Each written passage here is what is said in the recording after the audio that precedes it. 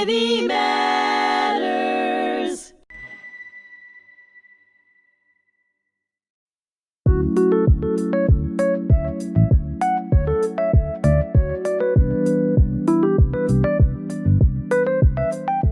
Hello and welcome to Many Voices, One Community, stories that unite us across Long Island and beyond. I'm Gaitley Stevenson-Mathews. I'm so very honored to serve as your host of this program, and what a very special treat today to have with me Chris Ortiz, who is our new Chief of Police here at the City of Glen Cove. And let me say, Chief Ortiz, I've certainly known you a long time, having served in government, having been an elected official, but even more so as a resident of Glen Cove. And I first got to know you as Deputy Chief when Chief Whitten was our chief, and working so closely during COVID, working so closely with residents when they were having challenges. Oftentimes, residents, when they are in distress, are not the easiest people to work with, but seeing you in action, I see how you work with people, and what a gift it is that we now have you as our chief here in the City of Glen Cove. And what I'd love to do, if it's okay, I'll let you just introduce yourself. And I was doing a little bit of research, noticing that you grew up here, that your dad immigrated here, you've raised your family here. So share a little bit about kind of the young boy before you were chief of police, what it was like growing up in Glen Cove, and how that helps you as your role as a chief now. So Glen Cove was an amazing place to grow up. I've certainly had a great childhood and enjoyed it. And the thing about Glen Cove is it embodies that it takes a village mindset. So a lot of friends, a lot of families, a lot of relations here, and everybody helped to add to the person that I am today. And so it was a great journey, and it certainly was a journey, and I appreciate this community, this city, for all that it has given me, the opportunities. So now there's one, and I want to give a little bit of a shout out to Roxy, who is the editor of our Glen Cove Herald, local paper. But I was reading some things on your background, and I love these stories because, you know, in some ways, I feel like when I was a kid, I thought the little Gaitley and the grown-up Gaitley would be two different people. But I'm not sure that that's the case. I think we learn, I think we grow, I think our hopes and ambitions kind of help build who we are as we have hopes and dreams and such. But in your journey, I know, and looking back, as I understand, there was a point where your dad wasn't as thrilled with your choice to enter the police force. Certainly would be so proud of you right now. But what was that journey like? Coming up through school, deciding to enter law enforcement, how did that come about? So it wasn't on my radar at all. I was, I went to Glen Cove High School, and from there I went to college, and I really started to think about what I wanted to do, and I was leaning towards the medical profession or something in the healthcare industry. And then organic chemistry hit, and I realized, wait a second, that might not be the proper pathway for me. But more importantly, in college, I had a roommate, and he was generations of police officers, and all he wanted to do was become an NYPD police officer. And we spoke about it almost ad nauseum, and he would tell me stories and tell me about what it meant to be a police officer and all these different things. And it started to engage me, and I started to think about it, and the more I thought about it, the more I realized that could be a potential pathway. So I left that college and I transferred to John Jay College, and that really, that education was the best thing that could have ever happened to me. Right. The city, New York City, even getting to school was an education in and of itself. Right. So it really set me on the journey and the pathway. I decided maybe potentially go to law school, and I applied. But while I was in the application process, the NYPD called me and I joined the New York City Police Department. And as I understand, you also got a PhD, right? Correct. Yeah. Maybe I should call you doctor, right? So that's that immigrant mindset. My father, immigrated to the United States when he was early 30s, and had always impressed upon me that you got to get to the highest level of education. You have to get to the highest level of education. You got to become a doctor, an attorney, something of that nature. And when I told him I was going to become a police officer, he was not very happy at all. So I had to kind of have my man moment and say, this is what I'm doing. Right. I'm sorry you're not happy, but this is what I'm doing. Certainly these days he looks back at it and says, oh, I can't believe the journey you went on and what you've become. Not for nothing. You are the chief of police of Glen Cove, which is not a little tiny town. It is a significant city on Long Island.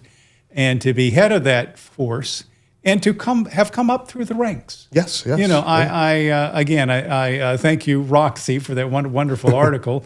But my father was a factory worker, as I believe your dad was. Yes. Is that right? And to see a child progress, I do think the hardest thing for a parent sometimes is to let go of what your hopes and dreams are for your child, to let the person who they are supposed to be emerge.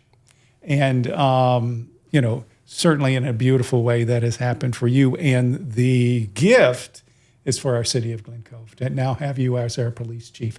I'm just curious. So in your head, so the roommate who you had the window into the opportunity, at a time when you weren't sure about what you wanted, and then for it to be revealed to you, do you feel like that's one big accident? Was that just happenstance? What is your feeling on that? I'm just curious. I truly believe it was destined.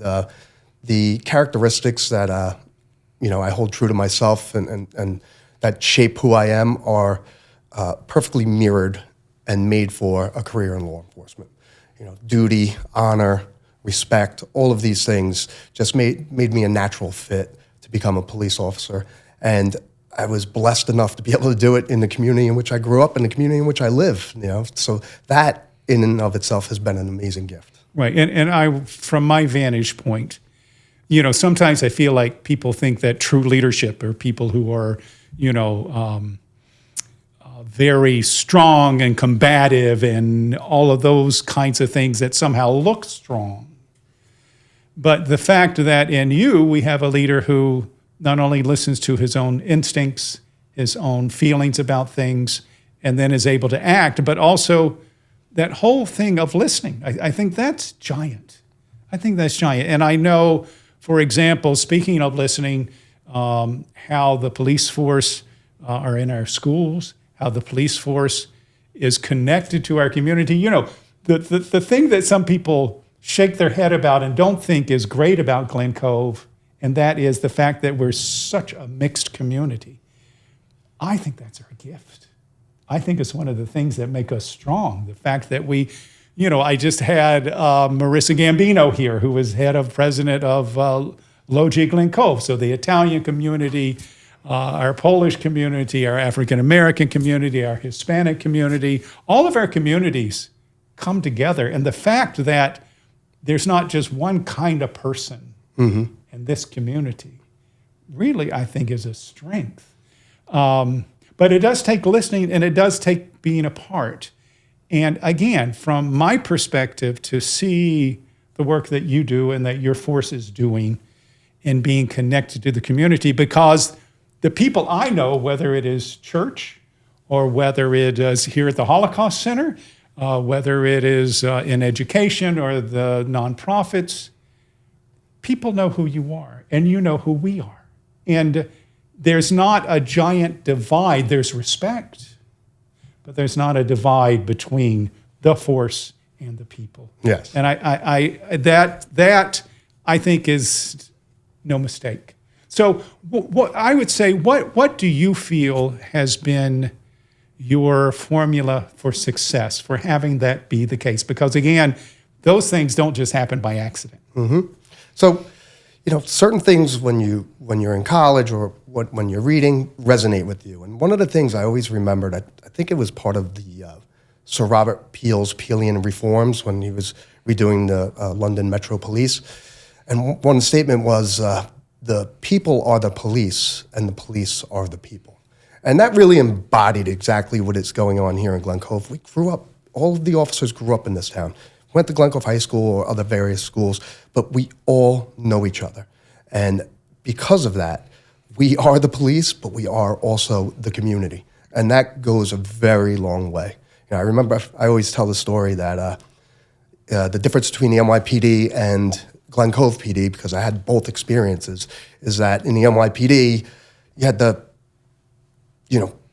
to enforce rules through legal action. In Glen Cove PD, sometimes I ask a kid his name. What's your name? What are you doing out here? What's your name? I went to school with your dad. Do you want me to tell your dad? I went to high school with your grandmother. Do you want me to speak to your grandmother? No, sir. All right. Then it's a little late. Let's get off the streets tonight. Right. And in some ways, that's very old school. It is. It's a throwback mentality, but it works. Yes. Oh my gosh. I unlike you, I did not grow up in Glen Cove. So I grew up in a little town in the South. But there was still that sense of, that's Gina Jim Gately's son, or that, and you felt a sense of you needed to do right by your family. You needed to do right by your community. And, oh my gosh, I had some pretty tricky teenage years. And looking back, I wouldn't have wanted to wish me on anyone. But certainly in all of our families, sometimes people make wrong choices. Sometimes they make bad choices. Sometimes they're just growing up and just kind of, again, experimenting in a way that they shouldn't be. But that kind of insight and ability to activate that, to remind a young person of that, you are a part of something bigger than just what's happening here. And you were part of our family and you were part of our community. I think that is giant. And I applaud you and the Glen Cove Police Force for driving that point home. And in some ways it doesn't sound like strong policing, but it is strong policing. It is very effective and very strong, and every single officer within that police department engages in those types of activities every single day. Yeah. I have officers that are baseball coaches, basketball coaches. They work with the schools and different things. Right. And they're deeply ingrained with this community, and because of that, everybody is benefiting, and this place is much more safe because of that. Yes. I mean, one of the safest communities in the U.S., correct, as I understand it. And, that's our county and our city, but it's our force working to make that the case, and what a giant thing. I wanted to bring up, so in the community, I feel like one of the areas where it makes such a difference is that the young people see you and that you are present and the kids see you. So it's not like the big, mean police officer, when you grow up. You all, in a very proactive way, are in the schools. You're in the community. You're seen. People know who you are. I see the kids do high fives, when you're out of the street at a community event. We have so many community events, and you guys are there. Oh my gosh, here at the Holocaust Center, you all are such a presence here and such a part of supporting us. But one of the things that I know, and I know this a lot because one of my board members on the Tribute and Honor Foundation, Angelina Stanko-Stone, mentioned this, and I think Owen, who we're going to be honoring, is one of the officers who goes into the schools kind of thing. But the fact that they see him, and they see him on a regular basis, and he's not only there when there's an emergency, he's there. How long has that program been going on? Has it always been a part of the police force? And why is it important? So we've been doing that particular program, I would probably venture to guess, for 8 years at least. Chief Whitten and I went to a training program, and it unfortunately was about school shootings and school violence. And I remember one of the chiefs who was teaching it said, "Are you doing enough?" And that's the idea that he wanted us to leave with. Are we doing enough?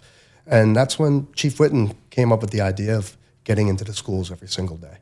And we've been doing it consistently since.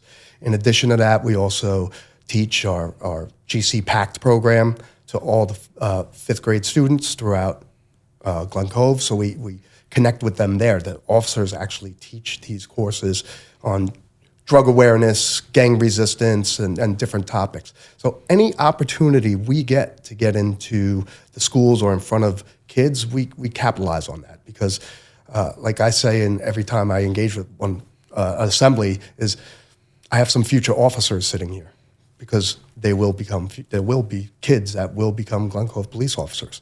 So it's a great concept, and it's a great idea to get out early and engage with them. Right. And I will say one of my joys in having been an elected official, been a city councilman, is when you see those young people, and I've been here long enough to see the young people become young men and young women and then become police officers. Mm-hmm. So to see our community kind of those talented, not everybody is cut out to be a police officer. It takes a special talent.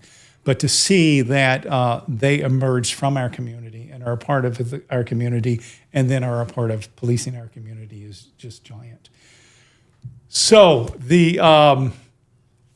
again, I cannot be more appreciative of the former chief, Chief Whitten, and you and Chief Whitten. We've worked together many times. A special nod to you all when it comes to supporting our veterans and veteran initiatives, something that I've been involved with. And just in a giant way, very appreciative. But now, in your position as chief, I guess you've been in that position, what, a couple of months, 3 months? Since November 15th. Since November 15th. So you in a nice way, you went from being deputy chief to chief. So and you've been part of the force for how long now? 29 years. 29 years. So there's a lot that's not new. But the position is new, and you've certainly had lots of time to see how other people have run the show. Are there thoughts on the forward march of the force where you feel like some of the things are exactly where they need to be, and oh my gosh, we've got to just stay on this initiative, or are there also some other initiatives that you want to see put in place? Are there things that, vision-wise, that you see happening hopefully in the next few years? So I was lucky enough to work hand in hand with Chief Whitten. I became deputy chief in 2015. So we worked together for 10 years. And we worked as a unit to really shape and bring policies and procedures and different initiatives to that police department. So I had a hand in all the way, and it was such a great partnership with him. So when the transition happened, it was pretty seamless because there was not a wholesale change because there was no need to. You don't change just for change's sakes. So when I came in, I tried to be a little bit more communicative. That was something that I really wanted to do, to give the officers the why, not just how to do things, but to tell them why, because that helps to inspire, it helps to give them the initiative to go do things. So that was one thing that I did. In terms of moving forward, honestly, I would like to make better use of our technology. That's something that I've always been a fan of, and I try to push it down to the patrol officers as much as I can, give them all the tools they need to succeed. Hopefully they make the best use of them. Some like it, some don't. Some fear technology, but in the police department, as I view it, we're going to become a little bit more respective of technology and help it guide us to make this community much safer than we already have it right now. Right. Well, and I will say, when it comes to technology, it's not like it's going to go away. It's going to get bigger, and it's going to be a bigger component. And so how wonderful and wise and important that you're putting emphasis on that. I would say as far as transitioning from one to the other and consistency, certainly we, meaning Gaitley and other people in this town, I always thought of you two as a team, you and Chief Whitten. And I know we were just at the Martin Luther King commemorative, the march and the program, and you had the deputy chief, DiMaggio, right? Yes. Right with you. So I'm assuming that in a similar fashion, Deputy Chief DiMaggio, you two are working together again. And did he come on board at the same time as Deputy Chief? I don't know how that works, because I was actually out of town when you were sworn in, which I'm sorry I missed. He was promoted, I believe, a month later. A month later. Yeah. Okay. So in the forward march of things, the city of Glen Cove, the community that we have, are there any other programs or things that you would like to see happen here? So the city is evolving. We are seeing a lot more construction, apartments, and different things of that nature. So we're growing as a population. So we have to be respectful of that. I've got to make sure that the police department is prepared to deal with the increased demand on police services, which we've been really handling quite well. And I just want to make sure that we stay ahead of the curve, because I don't want to lose any ground. Yeah, that makes perfect sense. I have a question. So, and again, part of this is having seen the young people here in Glen Cove. So knowing what you know now, I think I've got probably 12, 13 years on you. But knowing what you know now, if you are talking to a young person, let's say that 14, 15-year-old kid who is maybe considering a career in law enforcement, what would be your biggest piece of advice to him or her? Experience the world. Because when you become a police officer, you have a front row seat to the world. The good, the bad, the ugly. You see it all. You deal with all types of people. So when you go out there, like I said, when I went to John Jay, I was in the city of New York. It was an education in and of itself just to be in the city. And it opened my eyes to many different things, many cultures, many different people. And that I bring to my work as a police officer. It's all about experiencing things, getting to know people, and getting to know about life, because you really are dealing with life head on as a police officer. You're dealing with people in crisis. You're dealing with people on their worst days. You're dealing with multiple different cultures, and you're there to help them. And you've got to be able to relate to them. Experience the world. I love that. Yes. And again, that makes such perfect sense to me. And what I love here is that there is a major chunk of just wisdom and education that you're bringing to that when you say to a young person, experience the world. So it's not just learning how to use a gun and learning how the protocol of the police. It's understanding and understanding the world. It's so funny because it's law enforcement.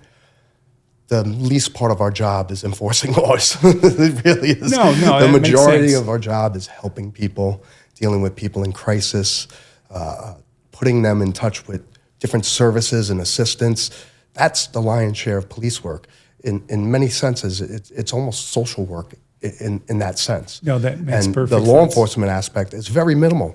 Now, right. a police officer, an average police officer, might make 10, 15 arrests a year. But the majority of their time is spent doing so many other different things. Even going to a school crosswalk is an opportunity to engage with kids, engage with their parents, say, hey, what's going on? How's it going? And to help people. Sometimes people come up to you and tell you things while you're out there at a school crossing post, and that they really do need some sort of help. And thank God they saw you there, and they were able to express that. Absolutely. And as you know, my dad was a dispatcher for our local police station back in a little town in North Carolina where I grew up. And I feel very much the same way about law enforcement that I feel about our veterans. And that is, I have never served our nation. My brother's a retired colonel, went to war, has the scars, not seen so much, but just tricky times. I have never served in law enforcement, but I have such respect and such appreciation for what you all bring to the equation, because if you are not a safe community, you are not a community that can thrive. Correct. Correct. And Chief, I will tell you, we are in good hands, and I cannot thank you enough for being here today. Is there anything else you wanted to share as we're wrapping this up? No, I just wanted to thank you for inviting me onto the program, and this was a great conversation, and absolutely enjoyed it. Beautiful. Thank you, Chief Ortiz. I'm Gaitley Stevenson-Mathews. You've been watching Many Voices, One Community, stories that unite us across Long Island and beyond. Thank you so much for joining us, and make sure you always tune in to HMTV at HMTC. Thank you so very much.